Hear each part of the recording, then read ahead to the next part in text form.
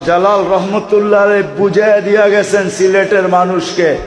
সিলেটের মানুষ, আমি যদি ইচ্ছা করতাম তো সিলেটের জমিনকে সোনার বানাইতে পারতাম। সোনার যেই ব্যক্তি জায়নামাজে বৈশা সিলেট সুরমা নদী পার হইতে পারে, ও সিলেটের মাটিকেও সোনা বানাইতে পারত।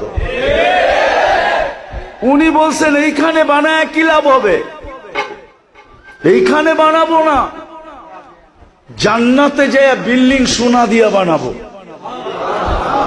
এই জন্য বানান নাই সাহাবারা, এই জন্য বানান নাই। বিদায় আমি কথা শেষ জায়গায় চলে আসছি। বুঝলে এতটুকুই যথেষ্ট।